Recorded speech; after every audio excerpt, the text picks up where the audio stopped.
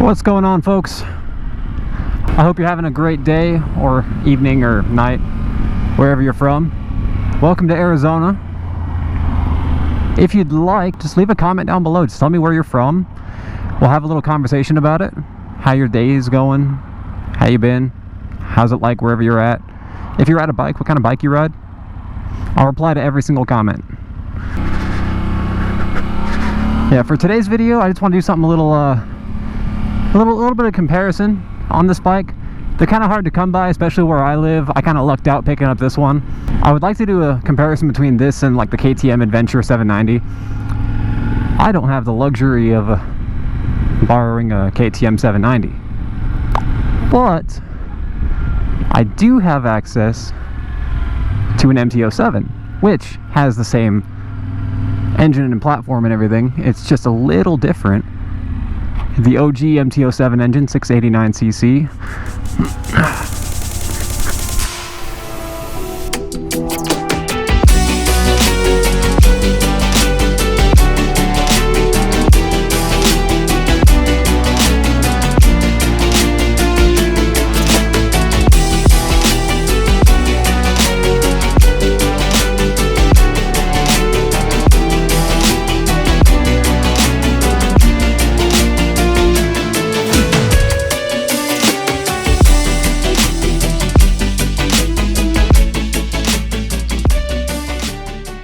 Alright, so I got some cinematic shots. Hopefully they look alright. I'm gonna do like just quick comparisons because I don't want to talk like specs about engine specs, but like just differences between the two bikes in general. This bike here is my mom's. This is her MT-07.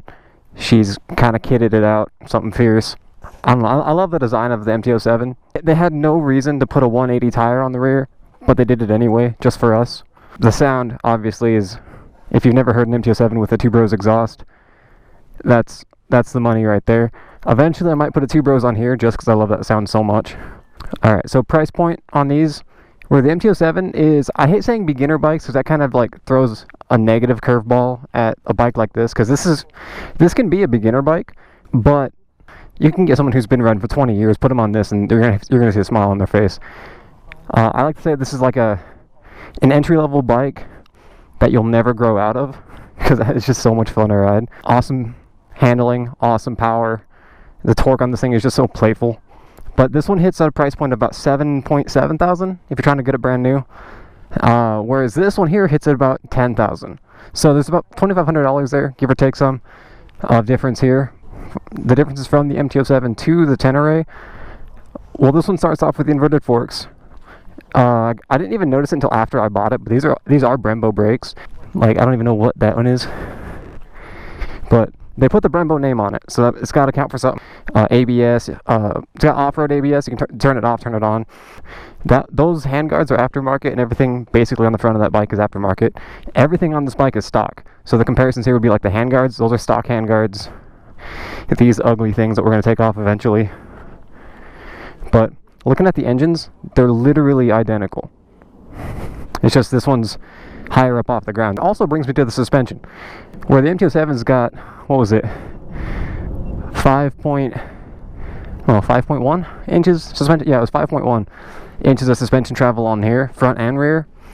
This one starts off with like 8.3 inches in the front and like 7.9 in the back. So 3 inches of suspension travel. You can do a lot with 3 inches. I'm 6'1" and 130 pounds. The softer they are, honestly, I don't feel the difference. Well, that's neat. It's got little grab handles. You can move it around. I didn't even know that.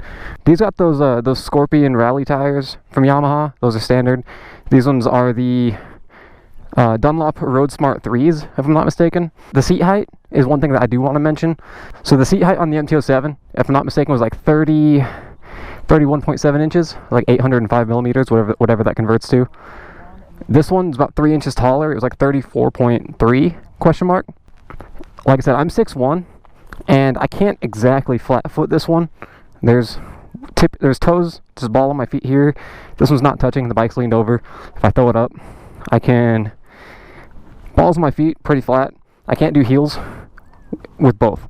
I can't do both heels. I can do toes. And if I were to put heel down on my left, I can put my right foot up here. But again, I'm 6'1" and 130, so the suspension doesn't have a whole lot of give for me. If you're like 6 foot and maybe 180, you might be able to squish that down a bit more. But that one, I can flat foot all day long. Hey Ma, how tall are you? 5'11". So Ma here is 5'11", and she can bent knee, flat foot her bike all day long. Whereas on mine, we're both real tippy-toey on this thing. I don't want to go into detail about like airflow and engine specs and all that nonsense. Just basically ergos, the differences. You're paying for the rally skid plate, you're paying for the suspension, the Brembo brakes, ABS adjustable suspension front and rear, plus the looks. Damn, that just looks flawless. Alright, so we're going to get geared up, we're going to go for a ride, talk a little bit about how they look when they ride, give you some visuals on that, the differences between this one and I guess you're going to see me riding this one, but whatever. I'm going to go ahead and transition into that now. But yeah, I've ridden both of these bikes quite extensively. Well, I've ridden this one for about a week, but I've ridden that one quite extensively. And honestly, they're completely different ergos. Like that one's got that Street Fighter, that's got that upright feel, no windscreen. It's pretty much standard for all the bikes in like that category. It's got the sport bike feel when you're like get up and go, the suspension, the wheels, everything, but you're just a lot more comfy than riding a super sport, and it's a lot cheaper.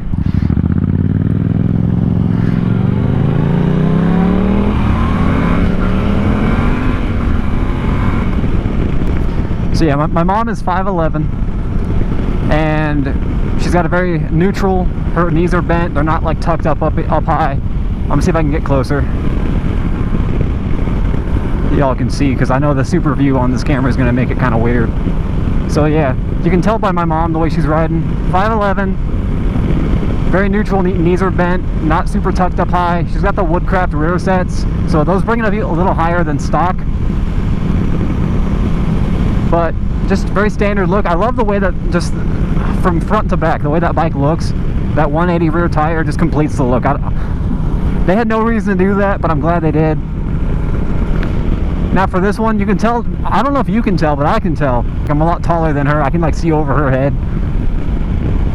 Coming to a stop, I've got to actually put thought into where I put my feet instead of just coming up to a stop real hard and like catching myself. Or, you know, just as long as my knees are bent, you just put your feet down and it's cool. But I don't know, on this one I feel like I gotta put a lot more thought into it. I'm gonna see if this light stays red for, oh, never mind. It was worth a shot.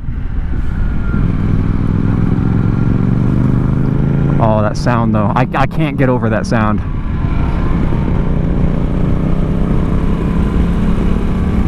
We're gonna come over here to this gas station. We're gonna get some gas. And then from here, we're gonna ride up the mountain. Ah, here we go. We got a red light. So I'm gonna show you how I put my foot down at a red light on this thing. Again, 6'1", 130 pounds. So, yeah, I basically just keep one foot on the brake, put my left foot down. Oh god. But much taller than anything I've ridden before. We're gonna go get gas right now. As far as fuel economy goes, I feel like, because that bike's weight is about 400 pounds wet, this one is about 456 or something, like 450. It's just even number there. So this one weighs 50 more pounds than that one does, and it's got a bigger gas tank. So for that one's gas tank, you're sitting at like 3.7 gallons. This one's sitting at about 4.2 gallons. The crazy thing about that is that being a Street Fighter, essentially, and this one being an adventure bike, essentially, they've got the same fuel range of like 200 miles per tank. I haven't had a lot of seat time on this thing to really go through a whole tank of gas in one sitting. Oh god, this concrete is slippery and I am sliding backwards. I'll put it in gear. Well, that doesn't help. Why am I going backwards? Help! Help! I'm not doing this.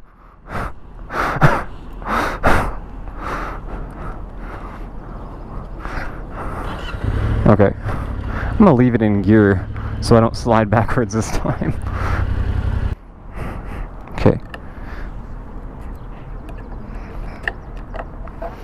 Okay, so that's gonna be an issue. First gripe. Hey Ma, I got my first gripe. The whole thing comes out. So, I gotta figure out how not to lose that. Oh shit, I burped. It's up to $3.49 a gallon now.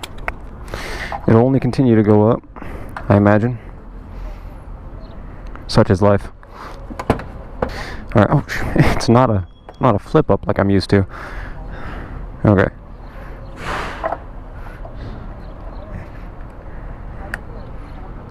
How do I... That's how, okay. So that's all that is a cap. It's not like a hinged door or anything. Something to note is that it's a little weird to get used to that. But yeah, between the two bikes, I want to say they each have their purpose. The $2,500 give or take difference between the $7,500 for that or the $10,000 for this. Honestly, you get what you pay for, and I'm not knocking that one in any way. That one's the cheaper Street Fighter looking. This one's got the high seat height rally plates, easy access for bags, big old windscreen. I say they're both worth it in this regard. Hopefully I pointed out a couple of the differences just from the outside perspective looking in. A little bit more information if you're looking to buy one of these.